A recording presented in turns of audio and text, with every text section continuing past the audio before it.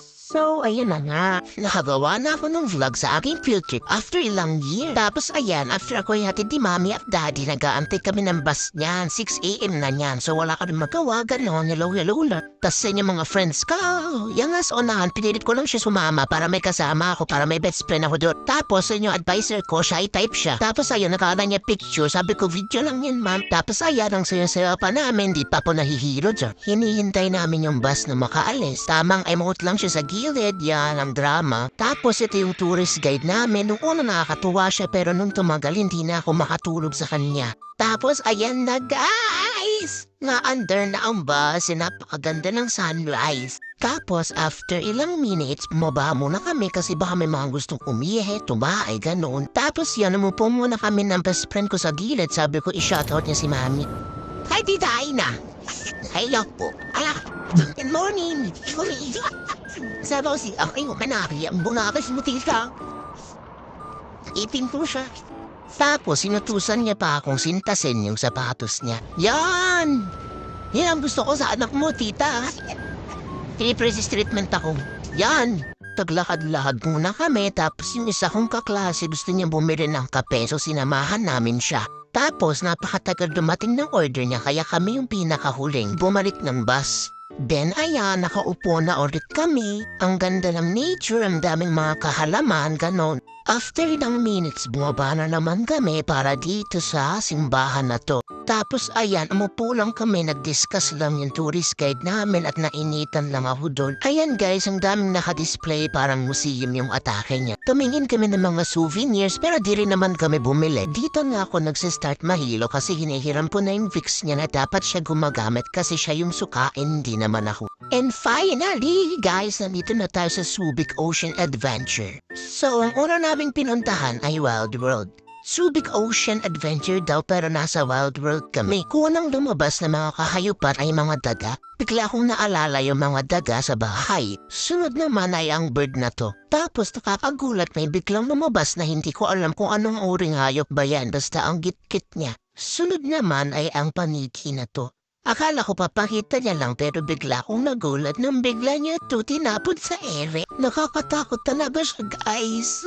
Ang lapit-lapit ng paniki na to at inudit niya pa talaga ang pag-ikot niya dito. Napasigaw talaga ako ng ganyan. Sabi ko pa parang familiar yung paniki. Yun pala si Ate Dang pala yung paniki. After naman ni paniki ay etong parang sa Rio. Oh, na so na favor. Pero next naman na itong nakakatakot na ahas at tinawag si Ate Girl para hawakan ng ahas na ito. Yan guys, tuwang-tuwa naman si Ate Girl. Dito ako pinakanakitan kasi naalala ko si Piper. Muntik na akong maiyak nung napanood ko yan. Aspin lang siya. Ang rate ko sa Wild World ay 7.5 out of 10. Next naman guys ay acrobatics. Sobrang galing talaga nila guys. Fun fact, sumali sila sa Pilipinas Got Talent. Parang normal lang sa video pero in real life talagang mabuvertigo ka. Pero for me, mas magaling pa rin talaga yung cheer dance ni Step. Dito kami ninervyos lahat.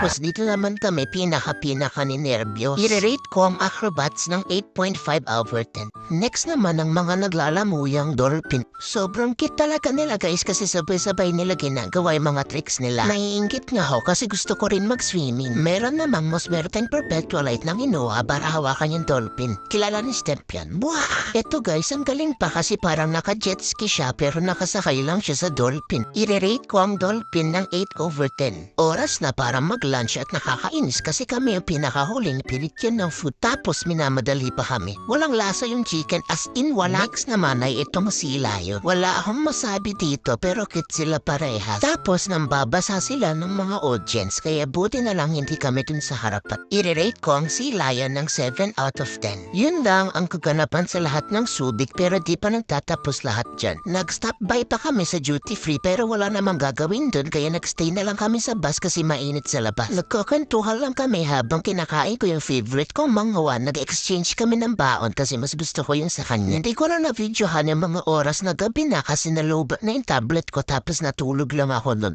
So yun, masaya naman yung field trip kasi kasama ko yung friend ko. Overall rate sa Subic Ocean Adventure ay 7.5 out of 10. Kapag pupunta kayo dito, make sure na may dala kayong payong at pamaypay dahil napakabanas at init dito. Yun lang guys at salamat sa pantangkilik ng aking vlog tungkol sa field trip. Cow.